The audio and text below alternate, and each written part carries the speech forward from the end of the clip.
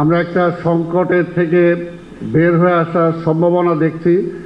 এখনও কিন্তু সংকট থেকে আমরা কাটিয়ে উঠতে পারি নাই।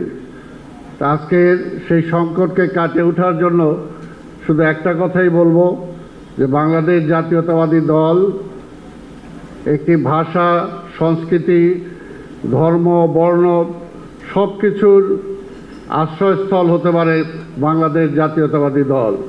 আপনারা দেখেছেন মুক্তিযুদ্ধের সময় যে জাতীয় ঐক্য সৃষ্টি হয়েছিল, পরবর্তী পর্যায়ে আওয়ামী লীগ জাতীয় ঐক্য বিনষ্ট করেছিল। আবার শহীদ রাষ্ট্রপতি জিয়াউর রহমান এসে বাংলাদেশের জাতীয়তাবাদ দিয়ে রাষ্ট্রের সমস্যার সমাধান করেছিলেন, জাতীয় ঐক্য সৃষ্টি করেছিলেন। আবার গত 17টা বছর জাতীয় ঐক্য বিনষ্ট হয়েছিল। কোনো ধর্ম বর্ণের মানুষ এই দেশে শান্তিতে থাকতে পারে নাই। আপনাদের ধর্মেরই কয়েকজন শুনলেন আপনারা, শুধুমাত্র বিএনপি করার কারণে তাদেরকে এই জন গমেশ আর অনেকে বারবার জেলে যেতে হয়েছে। আর আরেকটাই শুধু আমি বলবো, এই 5ই আগস্টে দেখেন গত 17 বছর বিএনপির হাজার হাজার লক্ষ কর্মী এমনিভাবে জন গমেজের মতো অনেকে নির্যাতিত হয়েছে, মৃত্যুপথে ঢলে পড়েছে, গুম হয়েছে।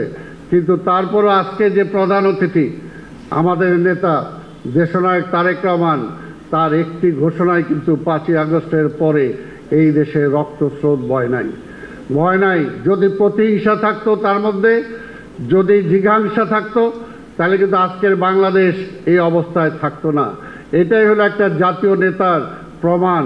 তাই আমরা বিশ্বাস করি আজকে যে প্রধান অতিথি তিনি যে 31 দফা দিয়েছেন, আপনারা নিজেরাই বলেছেন যে রেইনবোর একটা উজ্জ্বল কালার আপনারা, সে কাজে উনি বিশ্বাস করেন এই জাতিকে ঐক্যবদ্ধ করতে পারলেই এবং সহনশীলতার মাধ্যমে নেতৃত্ব হলো এটাই।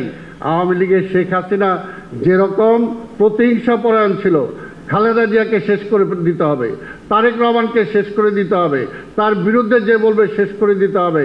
আর তারেক রহমান 5ই আগস্টে বলেছে, কোথাও যদি আপনার সম্পদ দখলও হয়ে থাকে আজকে যাবেন না। যে পুলিশ আমার বুকে গুলি করেছে সেই পুলিশ প্রশাসন সেই থানাকে পাহারা দেওয়ার জন্য আমাদের নেতা কর্মীদেরকে তিনি নির্দেশ দিয়েছেন। এটাই হলো নেতা, এটাই হলো দল। তাই আমরা বিশ্বাস করি এই স্বাধীনতার এতগুলো বছর পরেও কিন্তু আমরা এখনও সেই স্বাধীনতার পূর্ণ স্বপ্ন আমরা বাস্তবায়িত করতে পারি নাই। করেছিল শহীদ রাষ্ট্রপতি জিয়া রহমান, তারপরে বেগম খালেদা জিয়া। ইনশাল্লাহ আমরা যদি সবাই ঐক্যবদ্ধ হই, আগামীতে এই দেশনায়ক তারেক রহমানকে এই দেশের রাষ্ট্রীয় দায়িত্ব আমরা দিতে পারি। আমরা বিশ্বাস করি এই বাংলাদেশ শীর্ষস্থানে পৌঁছবে এবং আমাদের সবার যেটা আমরা কামনা করি, ঐক্যবদ্ধ জাতি হিসাবে এই দেশটাকে আমরা গড়ে তুলতে পারবো।